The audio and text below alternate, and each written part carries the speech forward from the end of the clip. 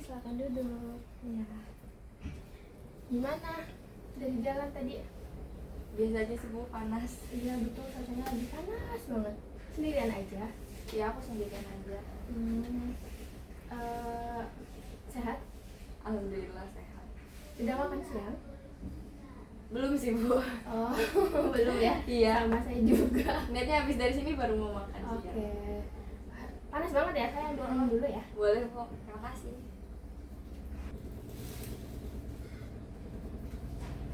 Silahkan diminum. Naik apa tadi kesini? Terima kasih. Aku naik motor. Oh naik motor. Ada kegiatan juga? Aku habis pulang kuliah. Ini silakan diminum dulu. Iya, nanti aja Bu. Oke. Kegiatan kamu akhir-akhir ini apa? Kuliah aja sih, kuliah main. Oke, sebelumnya boleh perkenalkan diri ya. Oh iya, nama saya Riri. Saya kuliah di UMP Fakultas Teknik. Sudah semester berapa? Masa 13. Oke, saya memperkenalkan diri saya. Perkenalkan, nama saya Wiwit. Saya di sini sebagai konselor yang mana saya akan membantu Riri nanti menemukan solusi dari masalah yang Riri hadapi seperti itu. Sebelumnya, apakah ini pertama kali Riri datang ke konseling? Iya, ini pertama kali saya. Oke baik, saya akan menjelaskan beberapa hal karena ini konseling pertama Riri ya. Jadi yang pertama dalam sesi konseling ini kita ada beberapa peraturan, salah satunya kerahasiaan. Yang mana saat Riri nanti bercerita kepada saya melakukan konseling ke saya, semua yang Riri ceritakan, semua masalah yang Riri beritahu kepada saya akan menjaga dengan baik kerahasiaannya. Jadi Riri tidak perlu khawatir, semua cerita yang Riri ceritakan kepada saya itu tersebar. Jadi saya akan cerita ini sendiri seperti itu. Kemudian ada keterbukaan yang mana Riri dianjurkan untuk bisa terbuka terhadap saya. Jadi Riri itu bisa menceritakan semua masalah yang Riri sedang hadapi kepada saya tanpa perlu khawatir saya akan menceritakan kepada orang lain atau hal semacamnya. Apakah bisa dimengerti Riri? Iya bisa. Oke, baik. Karena ini pertemuan pertama, mungkin nanti bisa perlahan cerita ya. Oke. Sebelumnya Riri tadi cerita Riri itu mahasiswa semester 13 dari teknik ya. Ya. Oke. Selain berkuliah, boleh nggak diceritakan aktivitas Riri sehari-hari? Aktivitas aku selain kuliah paling main aja sih Bu. Oke, mainnya seperti apa ya? Main nongkrong di kafe sama teman-teman. Oh, nongkrong, hangout gitu ya. Iya. Kalau boleh tahu nongkrongnya itu di jam kuliah, setelah kuliah atau malam hari seperti apa? Biasanya nongkrongnya kalau ada kuliah ya setelah kuliah. Terus nongkrongnya sampai malam hari baru saya pulang. Oh, apakah nongkrong itu setiap hari? Hampir setiap hari. Hampir setiap hari. Jadi setelah nongkrong itu Riri baru pulang ke kos. Iya. Kalau boleh tahu di kos aktivitasnya apa aja? Tidur doang. Oh, tidur. Oke, jadi setelah Riri main lama malam itu Riri pulang terus tidur. Nah, setelah tidur itu ada nggak aktivitas-aktivitas yang dilakukan Riri?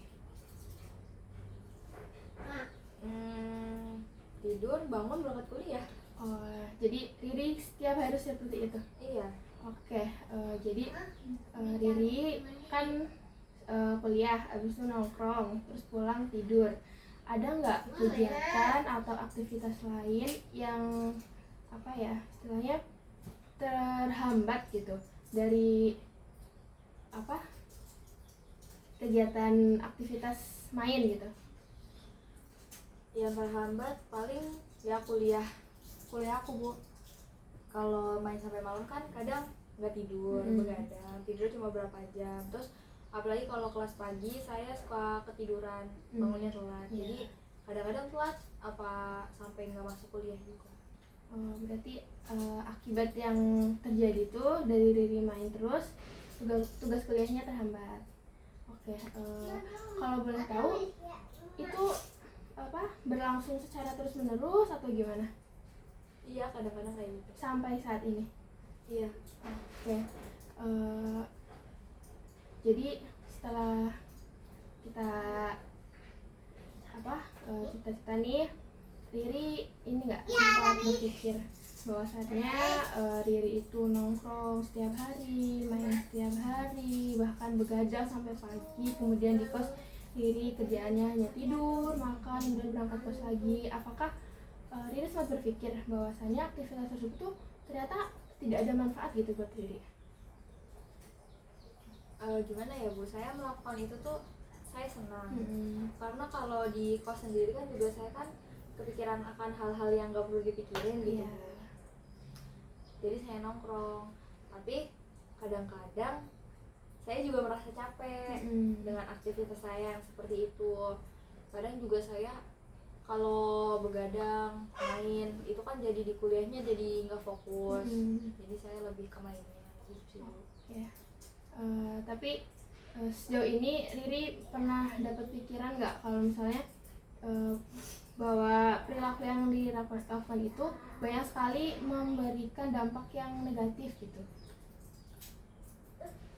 Sempet sih Bu. Kayak apa itu? Sempet aja kepikiran kalau sebenarnya aku ini ngapain sih kayak gitu kan. Kuliah nunggak-nunggak kayak gini kan juga sebenarnya hal yang buruk. Jadi saya ada kepikiran hal-hal kayak gitu yang menganggap bahwa aktivitas yang saya lakukan itu adalah hal negatif. Tapi gitu kan saya senang melakukannya. Jadi saya mau ninggalin juga susah. Kayak gitu.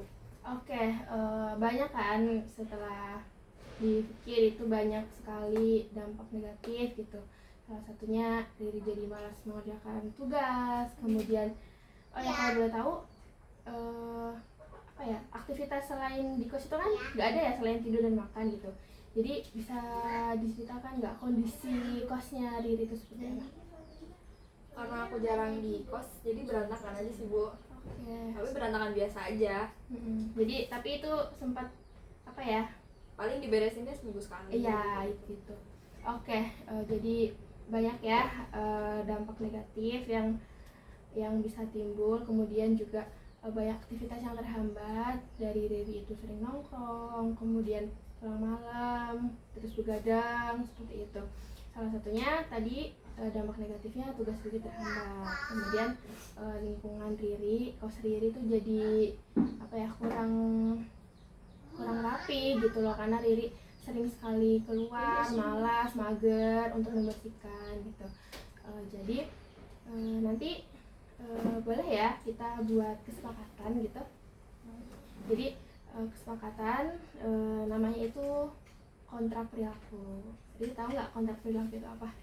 Nggak tahu.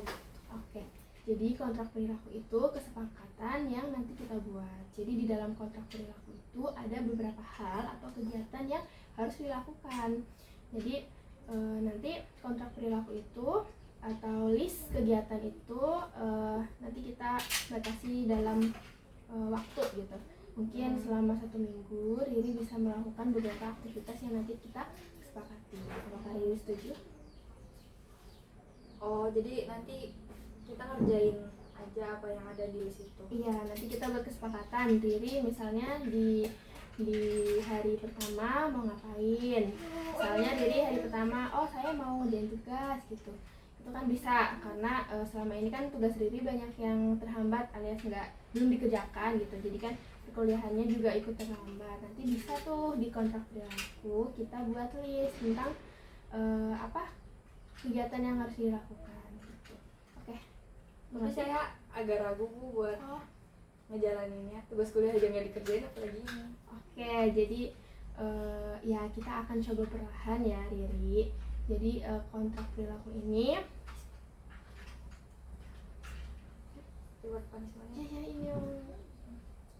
Jadi di dalam kontrak perilaku ini kalau Riri itu bisa mengerjakan, nanti kita akan buat kesepakatan lagi, yaitu akan memberikan suatu penghargaan atau reward untuk Riri. Nanti misal di minggu pertama Riri berhasil menjalankan 3 aktivitas, nanti Riri boleh memberikan reward untuk diri Riri sendiri.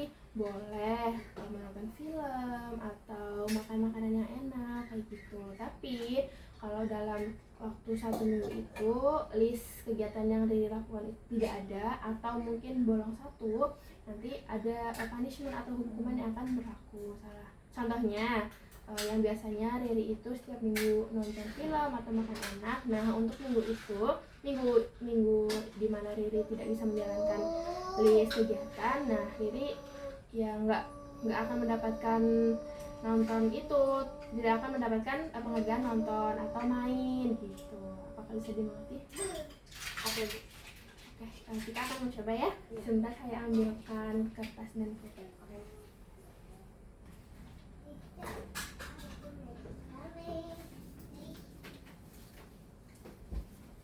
Baik, ini kertas dan pulpennya. Jadi nanti kita akan membuat beberapa kesepakatan ya. Riri boleh minta dalam, kita menjadwalkannya 1 minggu aja ya. Nanti di pertemuan selanjutnya bisa kita ganti kegiatan gitu. Oke. Di list yang pertama, Riri ingin melakukan apa?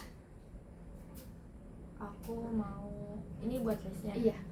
Mungkin ngerjain tugas kuliah. Oke, boleh ditulis untuk kontrak perilakunya. Yang pertama, Riri akan mengerjakan tugas kuliah. Yang kedua, tadi kan Riri sempat cerita bahwasanya lingkungan kos itu jarang dibersihkan ya, jarang dibereskan. Nanti yang kedua bisa tuh Riri akan membereskan kamar kos Riri. Jadi beresin kamar. Iya.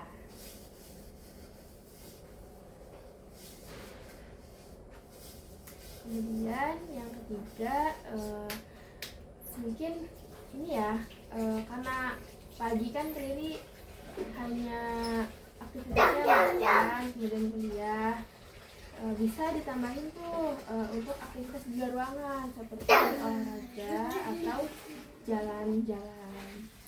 Jadi berolahraga. Iya, boleh.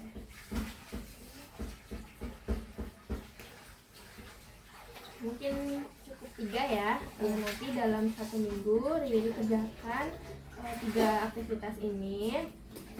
Nanti kalau bisa mengerjakan semuanya, Riri boleh memberikan reward untuk diri sendiri dan punishment kalau Riri tidak bisa melakukan apa yang sudah kita sepakati. Oke, kita bikin tanda tangan ya. Oke. Untuk menyepakati kesepakatannya. Di sini Bu. Iya.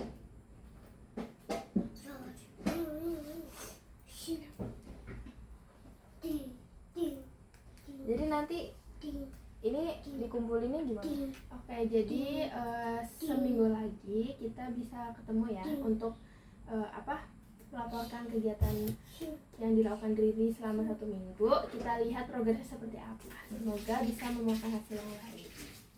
Oke.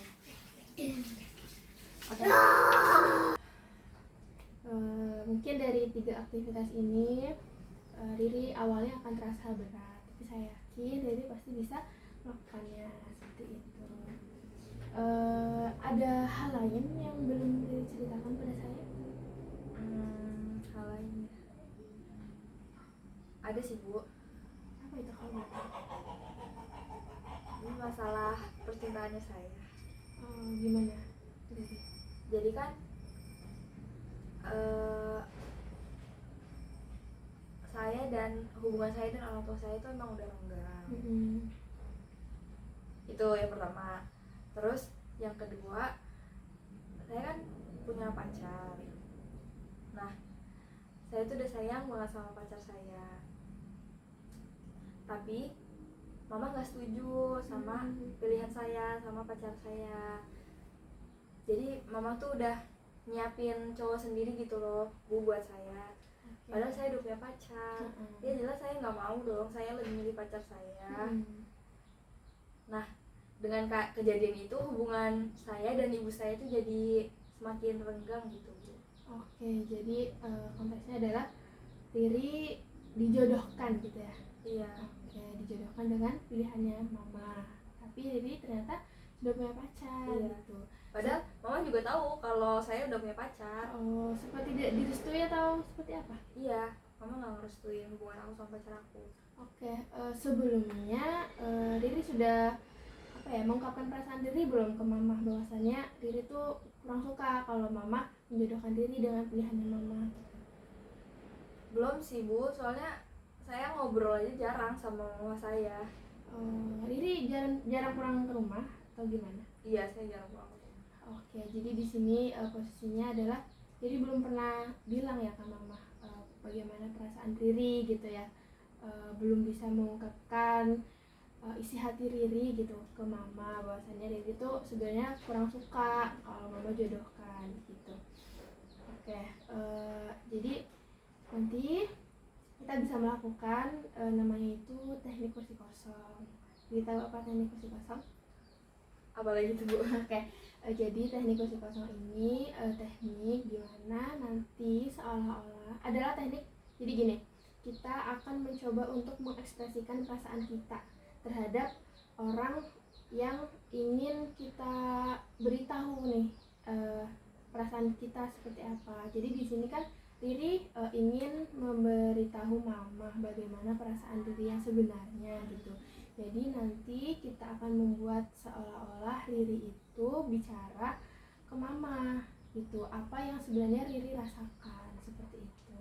Nanti juga ada sesi di mana Riri akan bergantian jadi mama gitu. Riri mengerti?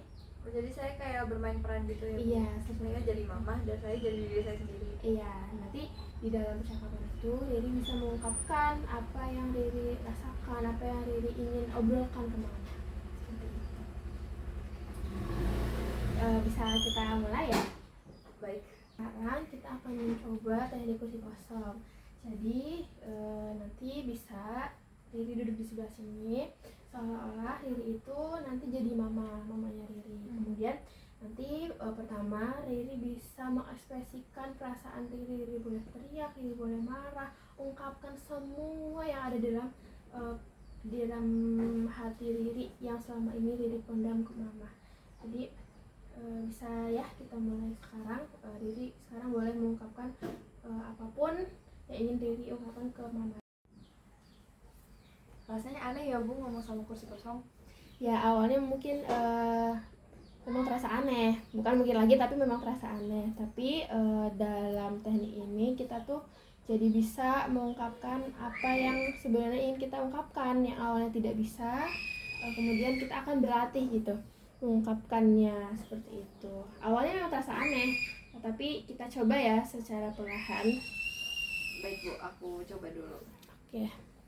Jadi ini ngungkapin apa aja yang ada di tangan aku ya? Iya betul, ke mama Riri. Mah, kenapa sih mama gak pernah nanya apa yang aku mau? Kenapa sih mama suka nyuruh-nyuruh aku terus? Aku tuh merasa gak dihargai mah. Aku juga anak, aku sebagai anak, aku punya perasaan mah. Aku berhak menentukan sendiri apa yang aku mau. Baik Riri sudah mengungkapkan apa yang ingin Riri bilang ke mama. Sekarang Riri bisa berganti posisi menjadi mama. Nanti Riri bisa jawab ya. Action. Riri, ibu cuma mau yang terbaik buat kamu. Ibu udah ngerasain pahitnya dunia ini. Ibu hidup lebih lama dari kamu, Riri. Ibu cuma gak mau kamu ngerasain apa yang ibu rasain dulu. Ibu gak mau kamu menderita seperti ibu. Baik, terima kasih Riri. Bagaimana rasanya saat pertama kamu coba menjadi ibu? Rasanya aneh banget sih Bu, tapi aku jadi ngerti apa yang mau ibu aku ungkapkan ke aku. Oke, Riri sudah melakukan yang terbaik.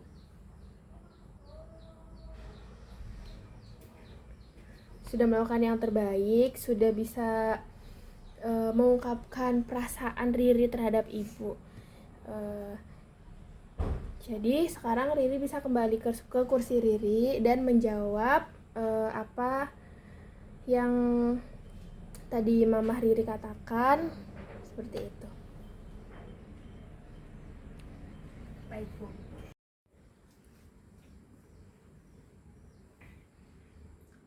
Mah, aku aku bisa ngatur hidup aku sendiri. Aku udah gede, mama nggak percaya sama aku. Aku juga udah pernah ngerasain pahitnya dunia. Malah aku bakal menyesal kalau ngikutin apa kata mama. Sekarang Riri bisa pindah posisi ya untuk menjawab tadi yang Riri katakan ke mama.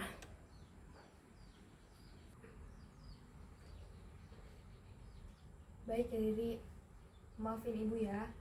Kamu sekarang bisa menentukan jalan hidupmu sendiri. Tapi ingat, ibu selalu mendoakan yang terbaik buat Riri. Dan ibu selalu ada buat Riri.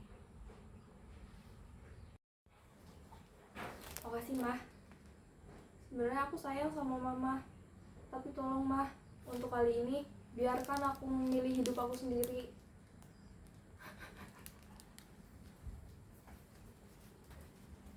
Iya Riri.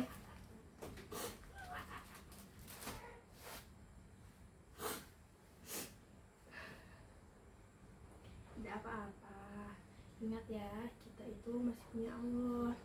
Allah itu akan selalu menolong pada kita masalah apapun yang kita hadapi. Allah itu Allah itu selalu memberikan masalah, yang mana masalah itu pasti bisa dihadapi oleh hambanya. Allah tidak akan membiarkan hamba itu tidak bisa menghadapi masalah yang dihadapinya. Jadi ingat ya, Riri harus tetap semangat. Riri masih punya Allah, masih punya orang tua, teman-teman Riri juga masih banyak. Makasih ya Bu udah dengerin cerita aku. Ya Riri, saya tahu ini pasti berat banget untuk kamu ya. Tapi percaya, Riri itu pasti bisa menghadapinya. Saya yakin Riri itu hebat, Riri itu luar biasa, Riri itu bisa menyelesaikan semua masalah yang dihadapi Riri. Riri itu keren.